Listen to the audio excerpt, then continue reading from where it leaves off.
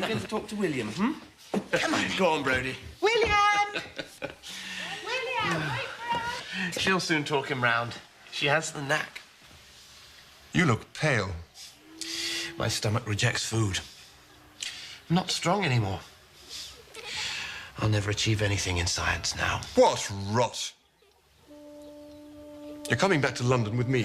Oh, no, I'm not. Yes, you are. I'm not letting you stagnate down here while your rivals make all the progress. You must visit your publisher. You don't understand, Raz. Even when I talk about my theory with you, I feel like I'm confessing a murder. No, I can't publish. Well, you're coming back to London with me, Charlie, whether you like it or not. If only to remind the opposition you're still alive and kicking. Take care and make sure you get plenty of rest. Erasmus, he's not to spend all night at the club with you. No, Mother. I mean it, or he'll be utterly done for the next day. Yes, Mother. Don't worry. It'll do him good.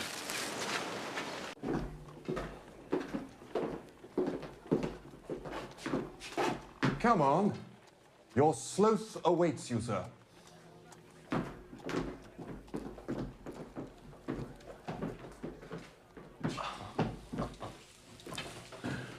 What a magnificent piece. Hey, Raz? My word. Owen's done a remarkable job. He really is a splendid specimen. Yes, I thought you'd be pleased. Come through. See what I've been working on. The chimpanzee, being the highest organized four-handed ape, every difference between its anatomy and a human's is instructive. I've been For studying... example, the irrational ape has dog-like canines, used as weapons of destruction, quite unlike the masters of the animal kingdom. Yes, though, have And the human foot is of decisive taxonomic value. Our feet are made for walking upon, our hands for grasping. This brute has its hands and feet made to answer nearly the same purpose. Well, there's a striking similarity between I'm writing a the book on the man. subject. My brother is working on a new book, too. Come here, let me show you what I mean.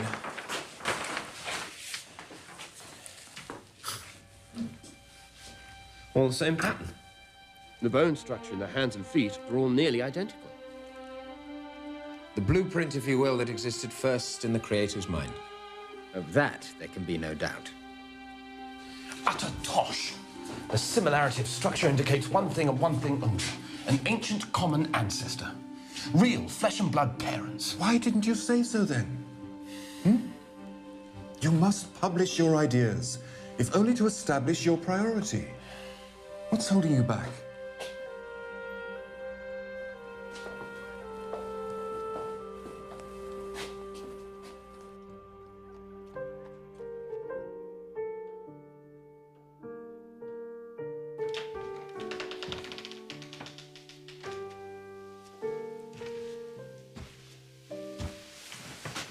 What is it? I've completed a sketch of my species theory. I believe it's a considerable step in science. If anything should happen to me, What do you mean? if I should die... Die? Charles, for goodness sake. Please, my love, it's important. If anything should happen to me, I'd like you to see to it that it gets published. £400 should be enough to see it printed and promoted. Nothing's going to happen to you. You say here that the human eye may possibly have been acquired by gradual selection of slight, but in each case useful deviations. Yes? That's a very great assumption, Charles. Well, if I'm wrong about that, I'm wrong about everything. My entire theory's in ruins.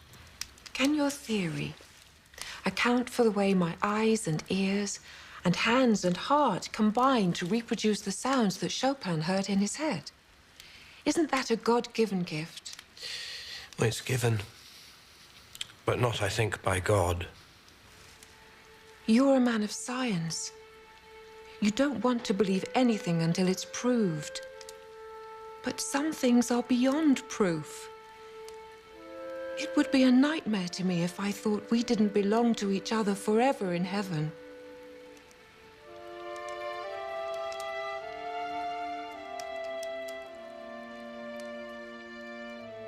Emma was a sincere believer in the Christian plan of salvation. and that those who trusted in Jesus and his resurrection from the dead would spend eternity in heaven. She saw that her husband's speculations about the origins of species and of humanity would jeopardize the Christian plan of salvation. God was being made remote in her husband's universe. Now, if nature by itself, unaided by God, could make an eye, then what else couldn't nature do? Nature could do anything. It could make everything. In Darwin's day, the very existence of an organ of extreme perfection like the eye was taken by many as proof of God, as proof of a designer. How else could all of the intricate organs and substructures of the eye have come together in just the right way to make vision so possible and so perfect? But it turns out the eye isn't exactly perfect after all.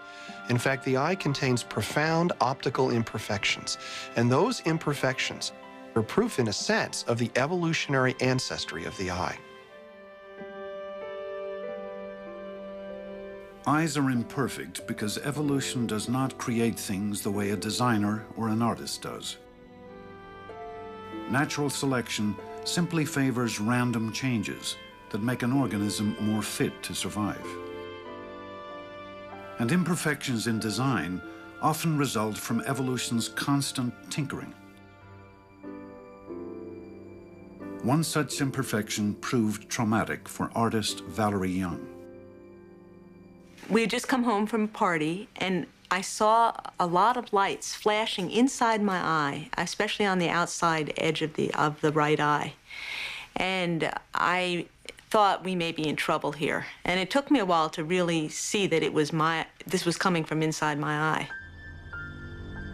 Luckily, my husband was with me because I wouldn't have been able to drive to the hospital. So my vision was pretty obscured. The only way I can describe it is like a jellyfish with lots of little bubbles in it. And it just kept turning and floating in front of my eyes. Valerie had a retinal tear, not an uncommon problem due to the way human eyes evolved from light-sensing patches of brain tissue in our ancient ancestors. In the human embryo, eyes develop from bulges in the brain's neural tube that pinch in to form cavities. This top layer, the retina, which tore in Valerie Young's eye, contains cells that collect light. It rests against a second, darker layer that lines the back of the eye, but the two layers are not attached to one another. And when the jelly that fills the eye liquefies as we age, it can cause the retina to tear. The jelly can then seep into the space underneath, leading to a retinal detachment and, in some cases, blindness. When Valerie Young came in, her floaters were an immediate clue that she could have a retinal tear. We were able to successfully apply laser treatment in the office that day to seal it off, like applying sandbags around something, to wall it off so that the vitreous jelly would not get in the break and detach her retina. Valerie Young's retinal tear is just one example of imperfections in the design of human eyes. Another occurs because nerve cells and blood vessels evolved to lie in front of the retina, where they interfere with its ability to form sharp images. It's like trying to take a picture through a foggy piece of glass. And the optic nerve itself evolved to connect to the brain through a hole in the retina. So the eyes of all vertebrates have a small blind spot, right near the middle of the visual field. Evolution starts with what's already there, tinkers with it and modifies it, but can never do a grand redesign. So even the eye, with all of its optical perfection, has clues to the fact that its origin is of the blind process of natural selection.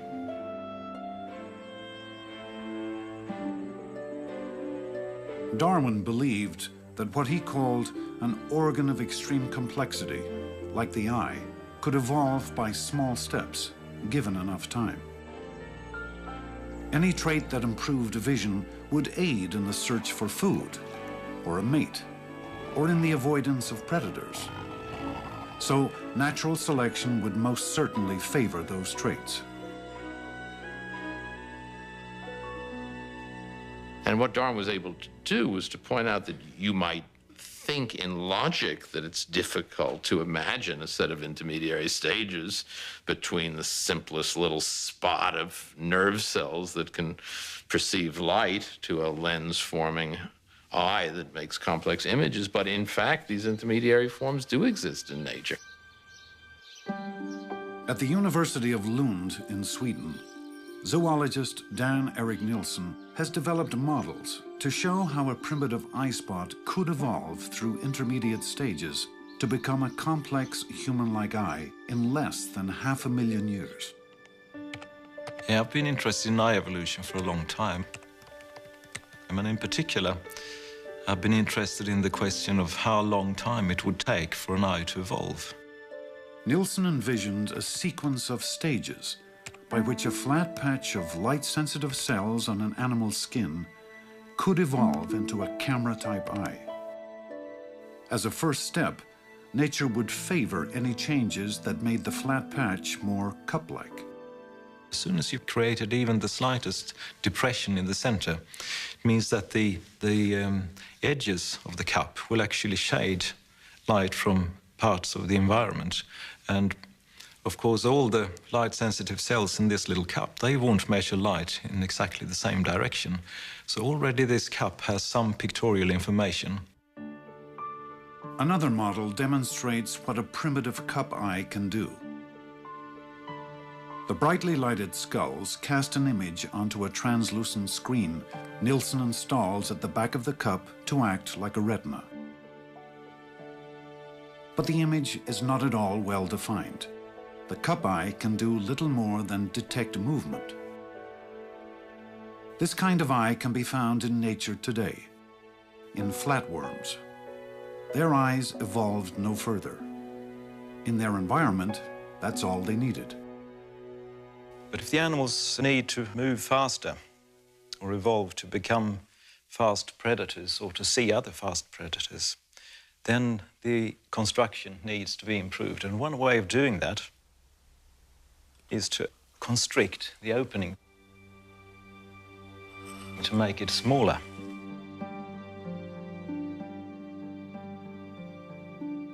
That's just what happened to creatures like the chambered nautilus. Over thousands of generations, natural selection favored those with slightly more constricted eye openings, which focus light more sharply. This worked well, up to a point. Since this strategy of making a sharp image also has the drawback of creating a very dim image, it's not very popular in the animal kingdom. And there is an alternative solution, which has become very popular in the animal kingdom, the solution that we use in our own eyes, and that is to put in a lens.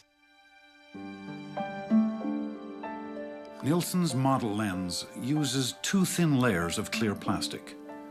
He can inject water in between them to make the plastic windows bulge out like a convex lens.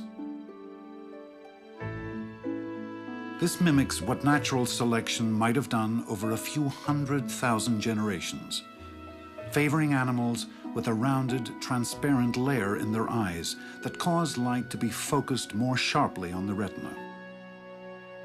So we can make it gradually from no lens at all and just continue to inject more water, making the lenses bulge more and more, and the image becomes gradually sharper and sharper. So we can go all the way gradually in very small steps from a simple pigment cup eye, which has barely got the ability to determine the direction of a light source, all the way to a complete camera-type eye of the same type as we have ourselves. And that is really exactly the way eye evolution must proceed.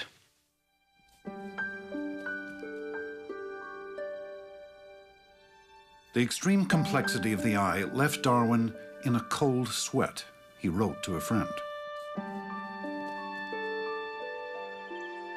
But still, he was convinced that an eye could be formed by natural selection.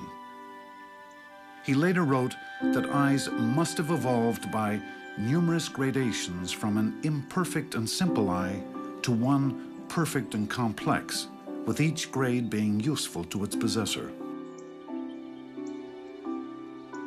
Nature, unaided by a designer, could produce an organ of seemingly miraculous complexity.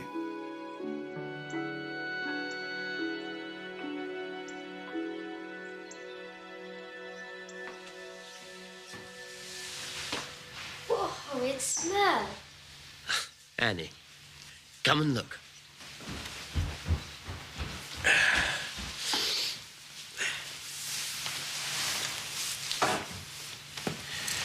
When I first started looking, I thought lots of the barnacles had tiny parasites. That's an animal or plant that lives on another animal or plant, gets its food from it, like mistletoe on an apple tree. But they're not. Do you know what they are? No. They're little tiny husbands. The females carry little tiny males around with them, clinging to their skirt tails. Just like you and Mama. Just like me and Mama. I think it's the most interesting barnacle in the whole wide world. What do you think we should call it? Barnabas. Barney, for short. Barney Ickle. The tiny parasitic males are rudimentary in a way that I believe can hardly be equaled in the whole of the animal kingdom. They have no mouth or stomach. They are really little more than a tiny head atop an enormous coiled penis. A bit like me, really. Apart from the bit about the mouth and the stomach.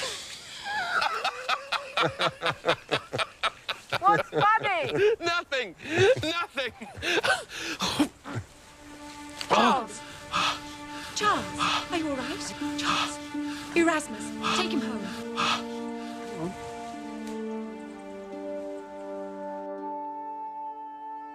Why must you work so hard at your horrid little mollusks? Oh. They're not horrid little mollusks. They're horrid little crustaceans. And I have horrid pigeons and horrid worms, too. They're providing the evidence I need for my theory. Oh. I don't have the right to publish the idea unless I have the evidence. We must do something about you.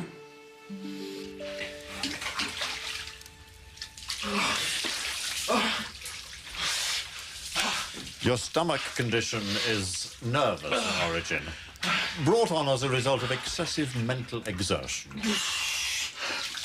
Cold water is used to stimulate the circulation and draw the blood supply away from the inflamed nerves of the stomach. No sugar, no salt, no bacon, no alcohol, no tobacco. In fact, anything at all that's good is forbidden.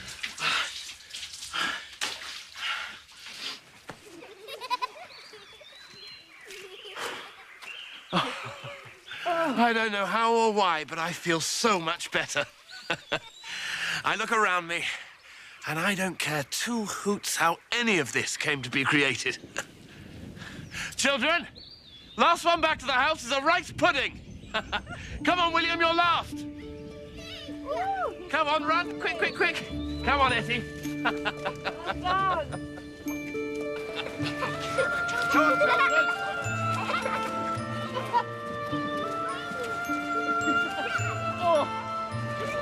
Annie! Annie, you won!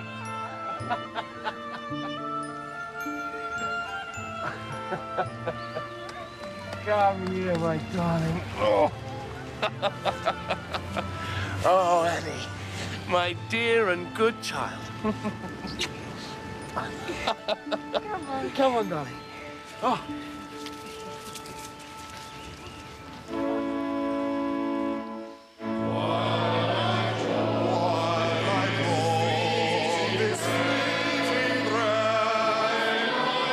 When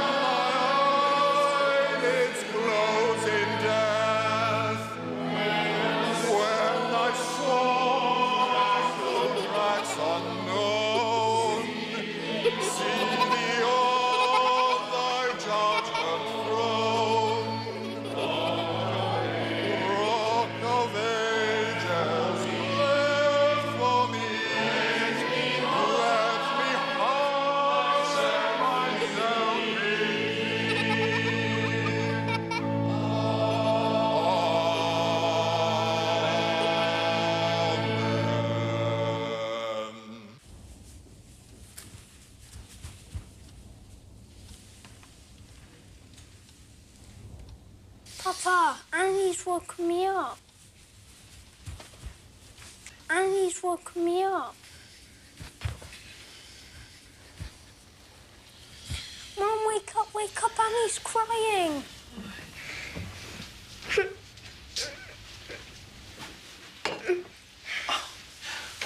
What's the matter, my darling? What's wrong? Does your head hurt? Oh, there's no fever. Does it hurt here?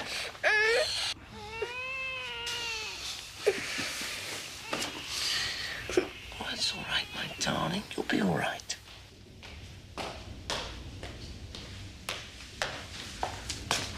The doctor's coming. You go and get dressed. I'll stay with her. What if she's inherited my wretched digestion? She'll be fine.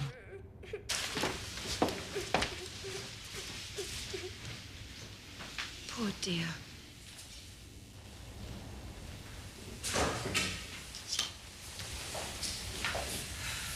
What did he say? It is her stomach, but he has no idea what's wrong. Perhaps I should take her to go see Dr. Gully. He cured me. You'll be back soon, and Papa will look after you. Soon there's going to be a new baby, and I shall need your help. Say goodbye to Etty now.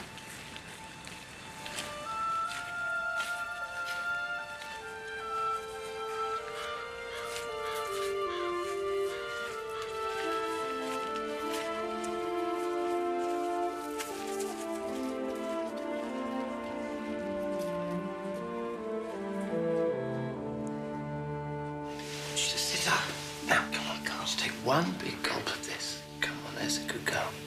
That's a good girl. Oh, quickly. Come on, there. Oh. Come on, darling, lie back. Lie back. That's a good girl.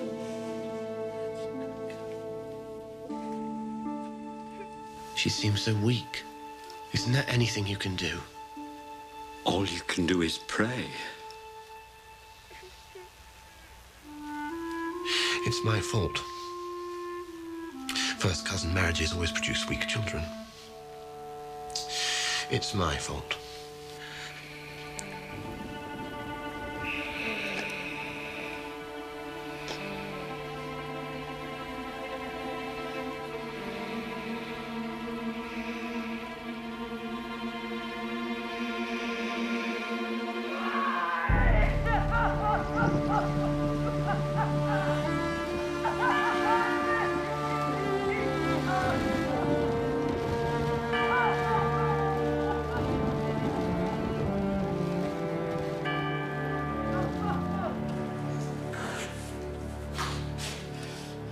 Given the cause of death as bilious fever with a typhoid character. The Lord gives, and the Lord takes away. Please, God!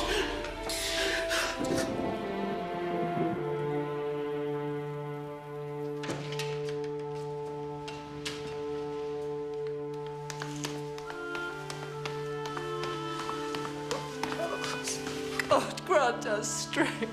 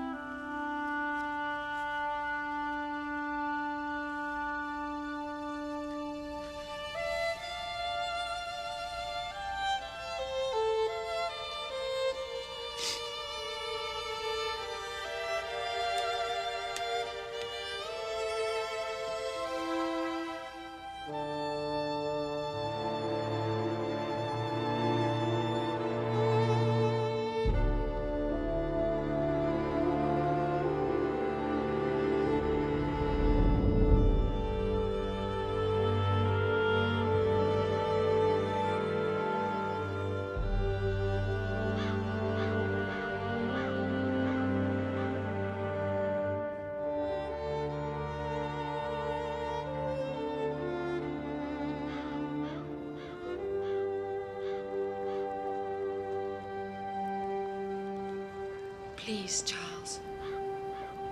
Please. Come along, children.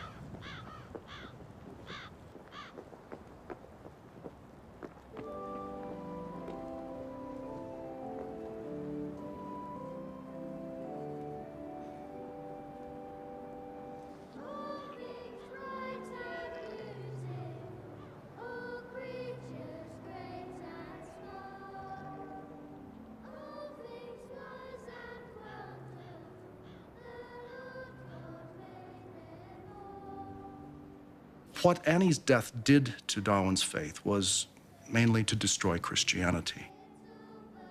He could no longer see that a good God ordered and superintended all of the events of human life and of the universe.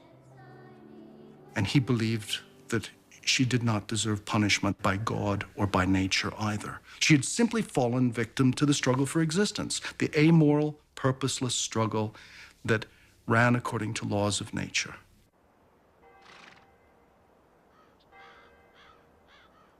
Darwin certainly didn't think that evolution spoke either for or against the unprovable existence of God or a form of God. He didn't desire to cast disparagement on anyone's religious convictions. He regarded it as a private matter which he was never able to hold with conventional zeal following the tragedy of his life.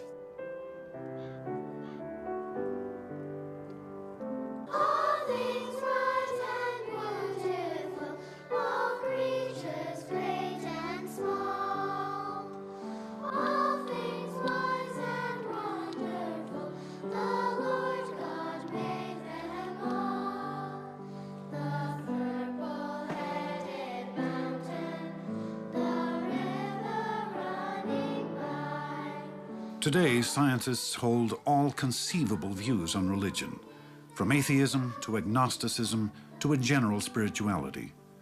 And many, like biologist Ken Miller, adhere to very traditional beliefs. I'm an Orthodox Catholic, and I'm an Orthodox Darwinist.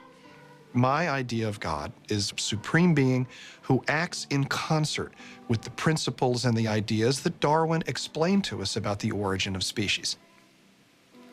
My students often ask me, you say you believe in God, well, what kind of God? Is it a fashionable New Age God, a pyramid power kind of God? Do you think, like some scientists do, that God is the sum total of the laws of physics? And I shake those off and say that my religious belief is entirely conventional. Our Father, who art in heaven, hallowed be thy name. Thy kingdom. It surprises students very often that anyone could say that that kind of very traditional, conventional religious belief could be compatible with evolution. But it is. The peace and unity of your kingdom where you live forever and ever. Amen.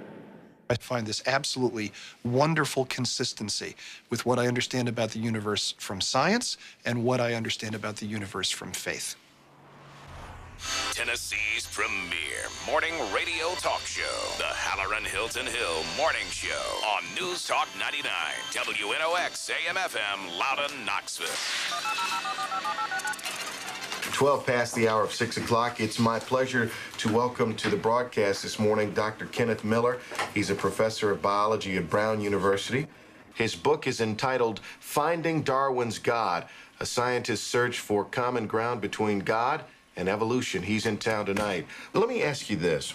As a cellular biologist, when in your experience are you studying something or reading something or doing some research, when do you come to the point where you go, that's God? As an experimental scientist, I don't find God in the insufficiency of science to explain things. In other words, I don't find God in ignorance. I don't find God because we say, well, we can't explain that. That must be something that God's doing. But what did God do? Did he just create some kind of primordial soup and say, go?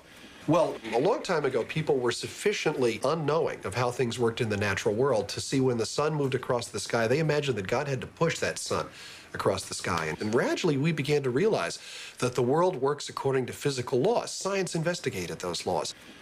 So what room is there for God in present-day life? Well, I think if you ask people who are believers, how does God act? They would say he acts in a variety of ways. He answers our prayers. He inspires us. No doubt there are events that take place that are part of what some people might call God's plan. And what I would suggest is if you look back in Earth's history, if God is working today in concert with the laws of nature, with physical laws and so forth, he probably worked in concert with them in the past. In a sense, he's the guy who made up the rules of the game, and he manages to act within those rules. For Miller and millions of followers of all major religions, notions of God and evolution are fully compatible. But not everyone agrees. When we replace the traditional idea of God, the creator, with the idea of the process of natural selection doing the creating, the creation is as wonderful as it ever was. All that great design work had to be done. It just wasn't done by an individual. It was done by this huge process distributed over billions of years. God created man in his image. In the image of God, he created him. Male and female, he created them. Whereas people used to think of meaning coming from on high and being ordained from the top down. Now we have Darwin saying, no, all of this design can happen, all of this purpose can emerge from the bottom up without any direction at all. And that's a very unsettling thought for many people. In Darwin's day, science and politics and religion were all of a piece when you talked about the origins of life and of species. Astronomy could go along pretty well because it testified to the wisdom and power of God in holding the planets in place. But the idea of evolution or transmutation, people said with a snarl, put in jeopardy the whole established social order. What is in this big book of his, do you think? Transmutation. Another Darwin blotting God out of creation. We want to support your scheme for a museum of natural history. Some people see it as rash, extravagant, grandiose. If it's grand, it's because it should house as wide a display as possible. But we need your help in return. It is up to you, as the country's leading anatomist and paleontologist, to prove man's superiority. We won't have street ruffians tout man's monkey origin in Her Majesty's museums. You can rely on me, Bishop Wilberforce. The human brain differs markedly from that of all other mammals. In man, not only do the cerebral hemispheres overlap the olfactory lobes and the cerebellum, but they extend in advance of the one and farther back than the other. Their posterior development is so marked that I have assigned to that part the character of a third lobe, peculiar to Homo sapiens, the hippocampus minor.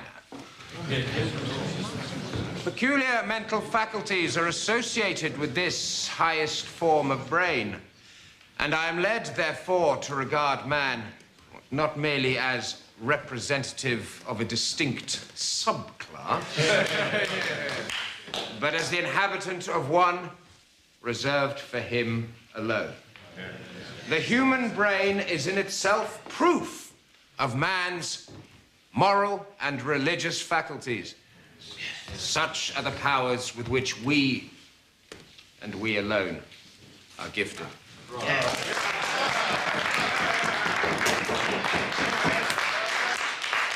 I wonder what a chimpanzee would have to say about that, Mr. Huxley. I think it's priceless. His theory is a house built on sand, a Corinthian portico on cow dung. Yes. Damn all the sanctimonious meddlers who try and stifle troublesome research. The ultimate court of appeal of science is observation and experiment, not authority, wealth and rank. Your disagreements with Owen should not be personal. I can't help it. He's so pompous. The prospect of his slipping on one of his pickled brains is just too good to be true. Bad feeling will only cloud the issue and lead to bad science. Tell that to Owen.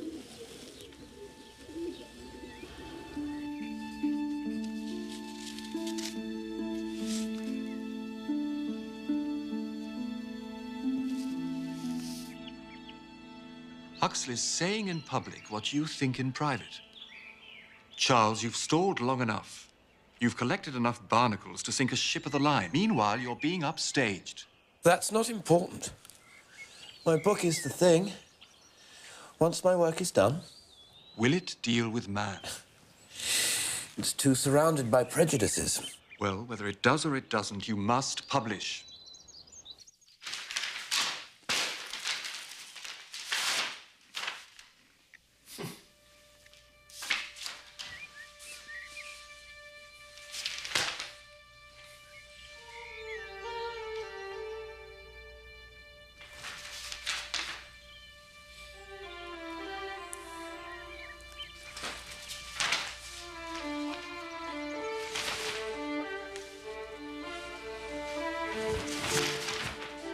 Oh, my God. Raz. What is it?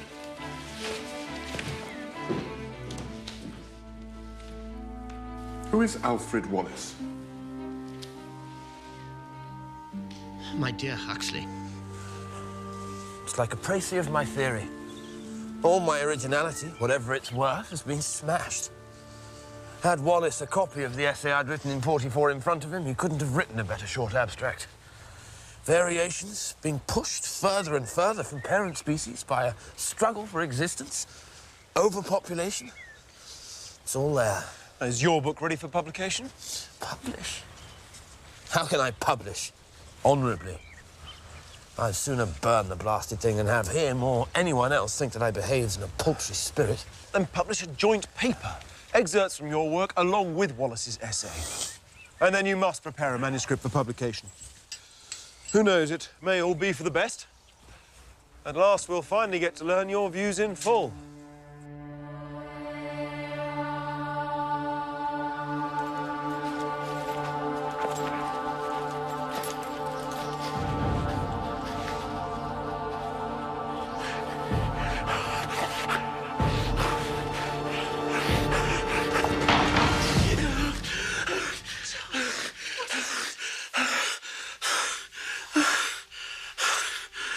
This book will be the death of me.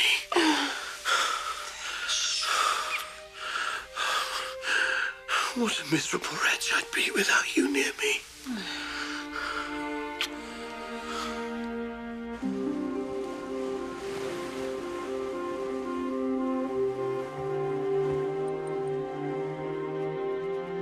When on board HMS Beagle as naturalist, I was much struck with certain facts in the distribution of the organic beings inhabiting South America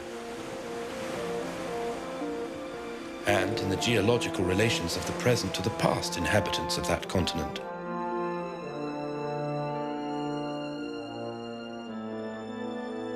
These facts seem to throw some light on the origin of species.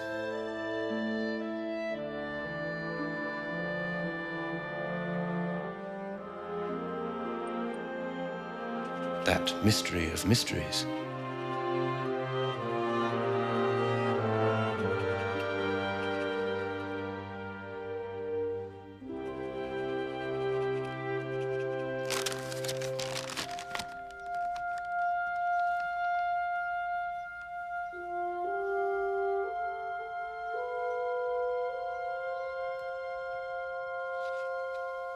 The Times is very positive. I should think so. It's Huxley. The Athenaeum wants me tried in a divinity hall, a college, the lecture room and museum. My book is no more unorthodox than the subject demands. I don't discuss the origins of man. I don't discuss Genesis. Charles, don't be so naive. It's clear you think man is no exception. Whether you're right or wrong, you must finish what you started.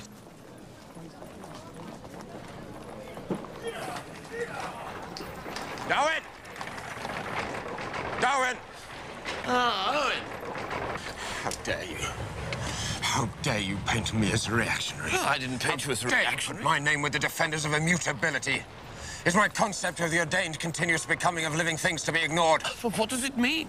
I don't know what it means. It means animals appearing out of thin air. Not at all. Oh, you believe that selection is the only possible creative law. Pure chance, the roll of the dice. In fact, new species are created by natural birth according to God's law. Well, I don't believe... I know this put you up to this. Huxley! Please, Richard. Well, I will have absolutely no truck with the Huxleys of this world, and nor should you. It is an abuse of science. You should be ashamed of yourself. Your book is a snub to the clergy and an insult to humanity. It's nihilism. Only a man devoid of a soul could find solace in a bestial ancestry.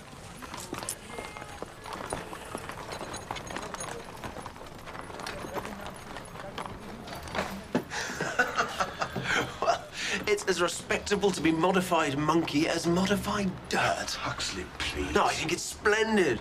Old ladies of both sexes say it's a dangerous book. Splendid. Don't worry. I'll deal with him. I'm sharpening my beak and claws in readiness.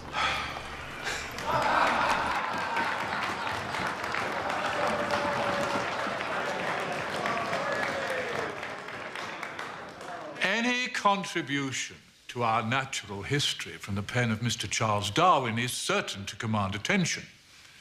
His latest publication, The Origin of Species, is manifestly regarded by him as the opus upon which his future fame is to rest. Mr. Darwin claims that every living thing, every fish, plant, fungus, fly, elephant, man, turnip, are all equally the lineal descendants of the same common ancestor. Such a notion is absolutely incompatible with the Word of God. Man was made in the image of God and redeemed by the eternal Son.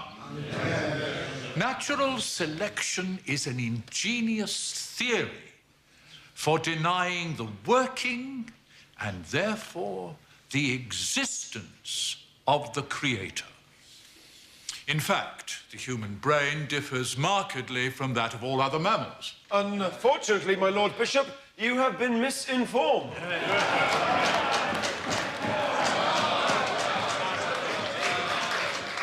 If we are unprejudiced judges, we have to admit that there is as little interval as animals between the gorilla and the man as there is between the gorilla and the baboon.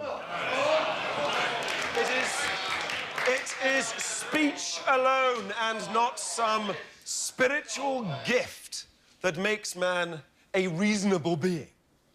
That is the source of our unlimited intellectual progress, but that does not disguise the fact that to the very root and foundation of his nature, man is one with the rest of the organic world. No one who has ever dissected the brain of an ape agrees with Professor Owen. His findings are wrong. I can only assume that Professor Owen's brain must have shrunk in the pickling jar. I meant, of course, the chimpanzee's brains he had examined. Oh, Lord. It was then that God delivered Wilberforce into my hands.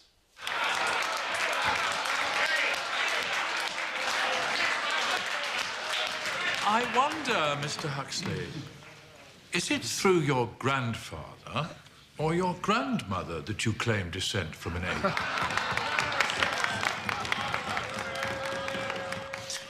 I stood up, very quiet, very grave, and said my say with perfect good temper. If the question is put to me, would I rather have a miserable ape for a grandfather, or a man, highly intelligent, possessed of great means of influence, and yet who employed these faculties and that influence for the mere purpose of introducing ridicule into a grave scientific discussion? I unhesitatingly affirm my preference for the ape. You didn't. I said that, or something very like that. How dare you attack a live bishop in public? Have you no respect for the purple waistcoat? Lady Brewster fainted, had to be carried from the room. And then Admiral Fitzroy got to his feet. Fitzroy?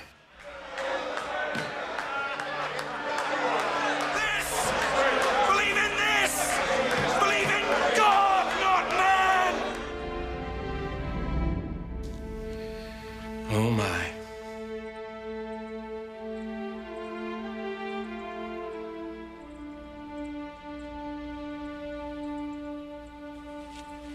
We'll probably never know the truth. Well, the truth, Charles, is in your book. It's the most interesting thing I've ever read. The reasoning is so entirely satisfactory to me that if the facts don't fit, then, well, so much the worse for the facts. The sheikhs. Taimai was naturally selected.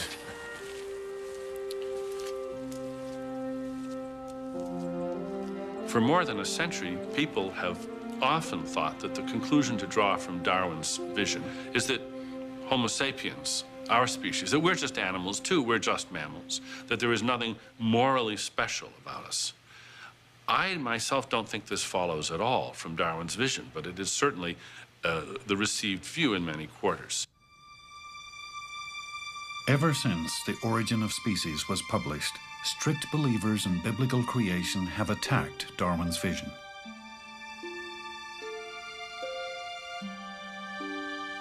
Their concerns aren't only about the science of evolution.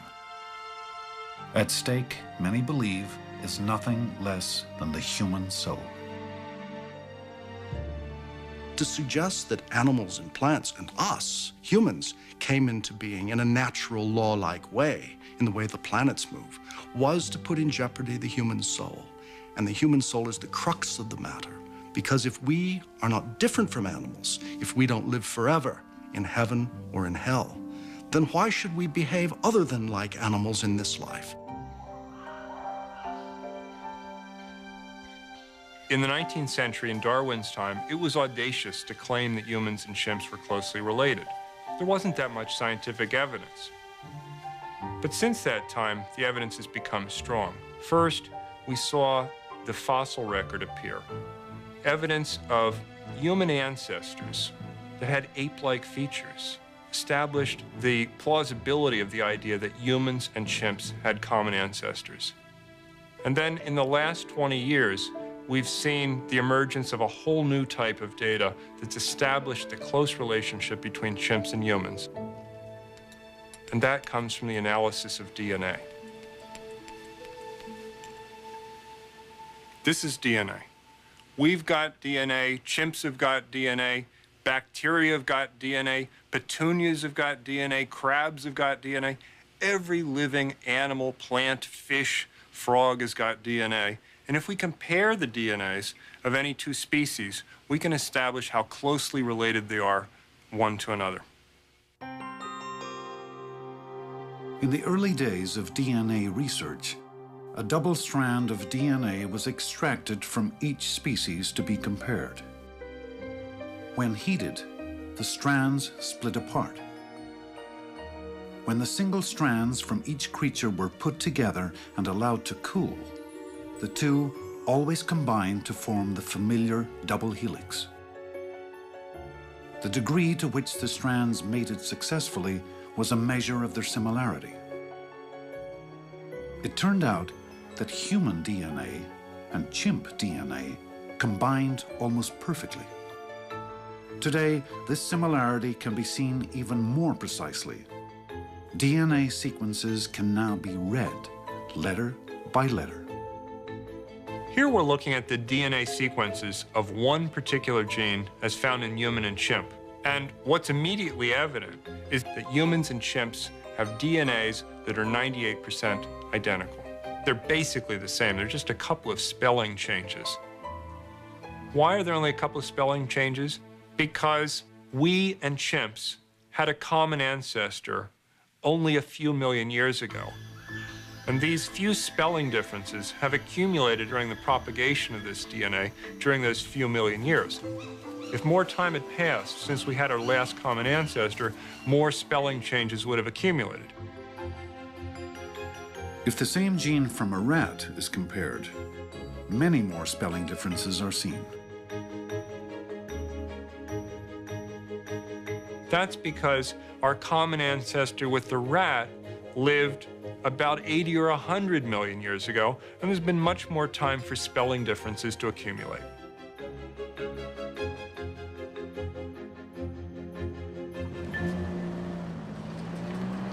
Chimpanzees and humans are made from blueprints that are 98% the same. But what about the ways humans and chimps think and act in the world? Are there similarities there as well? Boy, doing some pull-ups. Oh, be careful. Psychologist Sally Boysen explores the commonalities between the minds of chimps and humans. A quest that may help explain how the human mind evolved. The developmental milestones really throughout the life of a chimp are almost exactly the same as humans. Everything is so similar.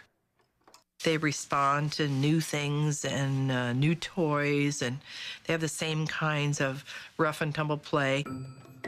Harper's rough and rowdy and runs all over the place and climbs, and Emma really can almost entertain herself.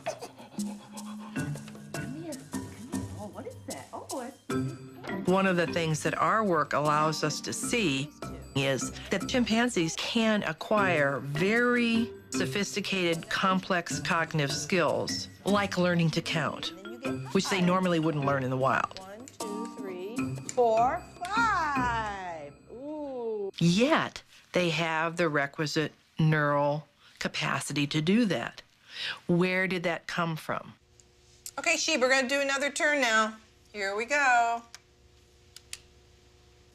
One of those. Ooh, and a malted milk ball. Can you tell me the answer to this with the blue and the brown? Show me, yeah. Go ahead.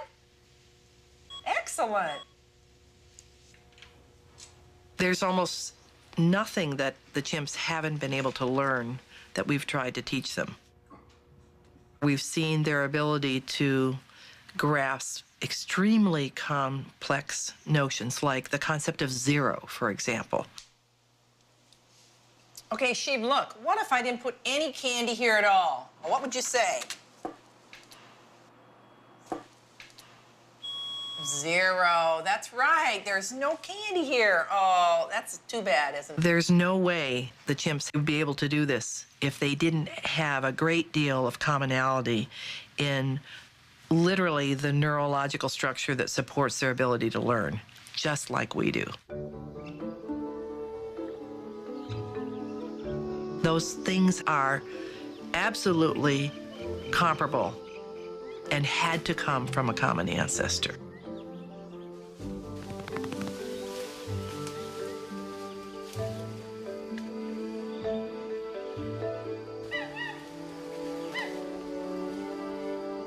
The similarities that we have with our primate relatives are extraordinary.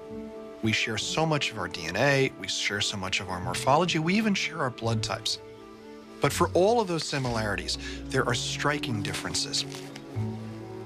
I think the reason for this is really very simple, and that is the line of evolution that led to us led, for reasons which we're only beginning to understand, to an explosive development of mental capacity. And what clearly happened is that natural selection favored the evolution of organisms that could communicate, that could manipulate symbols, and could construct language. Darwin's great idea is a grand and marvelous explanation that shows us that we are united with every other form of life on this planet.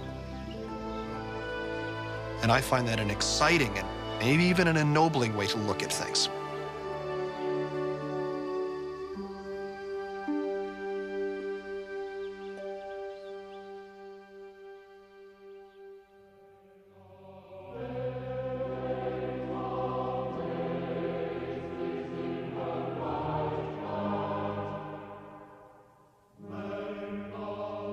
Darwin died in April 1882 at the age of 73.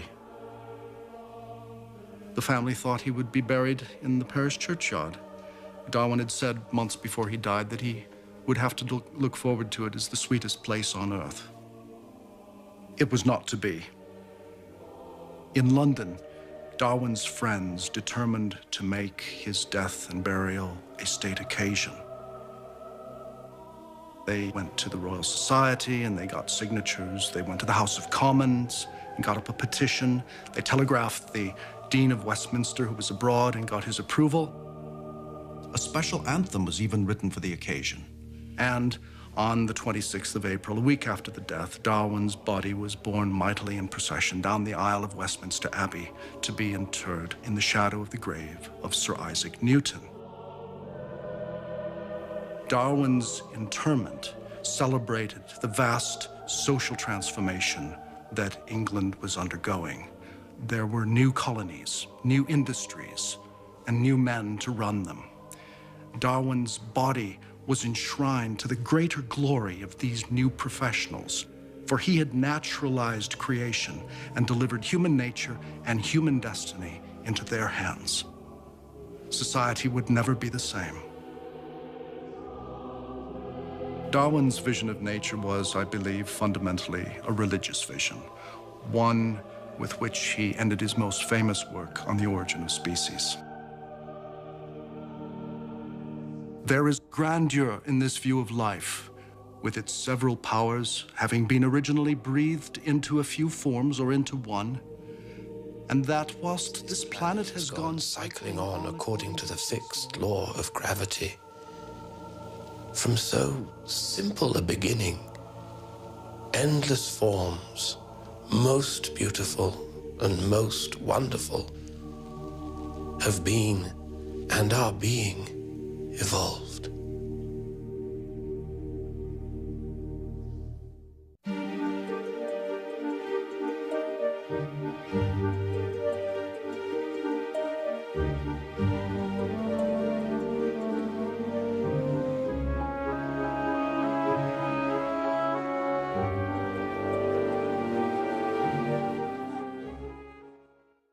Continue the journey into where we're from and where we're going at the Evolution website. Visit www.pbs.org.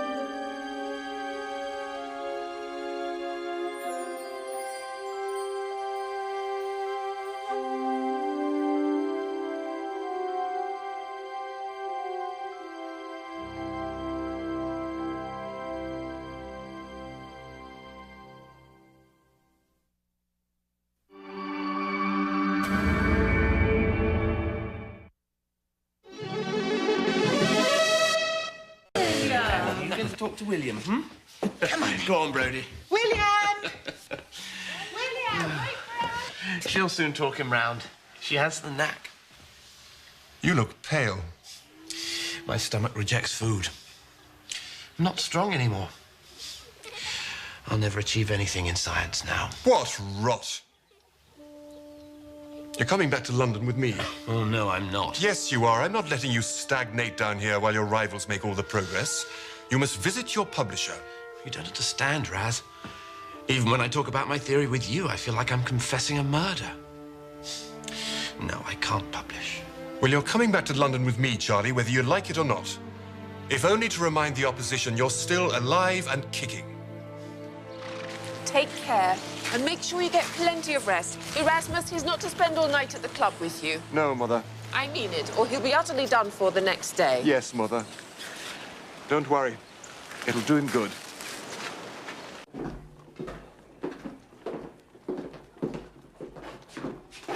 Come on.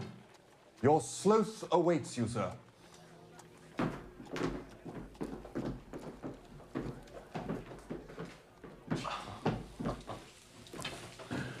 What a magnificent piece. Hey, Raz? My word. Owen's done a remarkable job. He really is a splendid specimen. Yes, I thought you'd be pleased. Come through. See what I've been working on. The chimpanzee, being the highest organized four-handed ape, every difference between its anatomy and a human's is instructive. I've been For studying... example, the irrational ape has dog-like canines. used as weapons of destruction, quite unlike the masters of the animal kingdom. Yes, though... And the human foot is of decisive taxonomic value. Our feet are made for walking upon, our hands for grasping. This brute has its hands and feet made to answer nearly the same purpose. Well, there's a striking similarity between I'm writing a the hand book and on the man. subject. My brother is working on a new book, too. Come here, let me show you what I mean.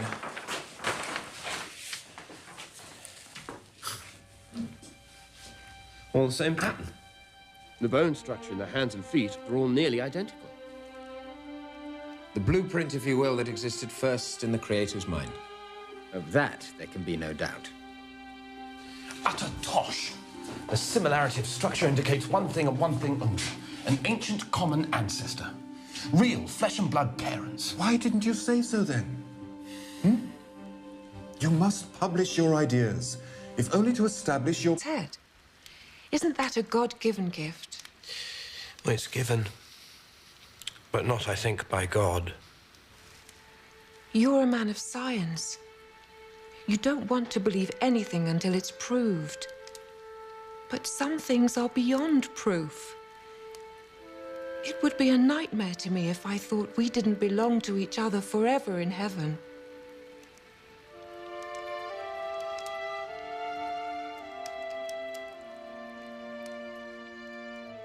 Emma was a sincere believer in the Christian plan of salvation, and that those who trusted in Jesus and his resurrection from the dead would spend eternity in heaven.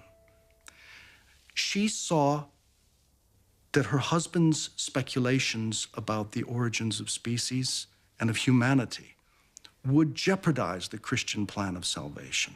God was being made remote in her husband's universe. Now, if nature by itself, unaided by God, could make an eye, then what else couldn't nature do? Nature could do anything. It could make everything. In Darwin's day, the very existence of an organ of extreme perfection like the eye was taken by many as proof of God, as proof of a designer.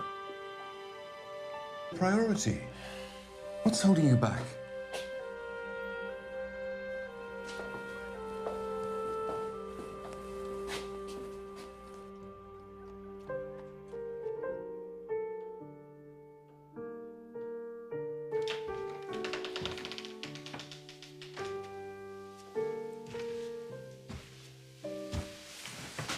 What is it?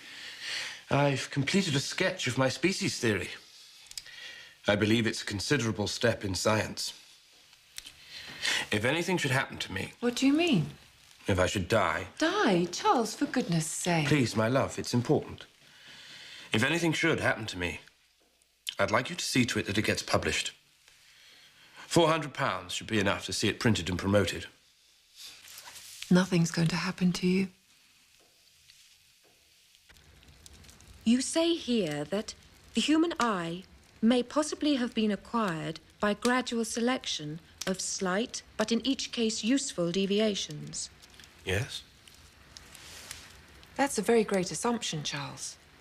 Well, if I'm wrong about that, I'm wrong about everything. My entire theory's in ruins. Can your theory account for the way my eyes and ears and hands and heart combine to reproduce the sounds that Chopin heard in his... How else could all of the intricate organs and substructures of the eye have come together in just the right way to make vision so possible and so perfect? But it turns out the eye isn't exactly perfect after all. In fact, the eye contains profound optical imperfections, and those imperfections are proof, in a sense, of the evolutionary ancestry of the eye. Eyes are imperfect because evolution does not create things the way a designer or an artist does. Natural selection simply favors random changes that make an organism more fit to survive. And imperfections in design often result from evolution's constant tinkering.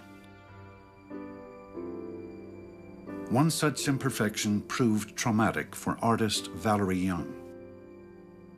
We had just come home from a party, and I saw a lot of lights flashing inside my eye, especially on the outside edge of the right eye.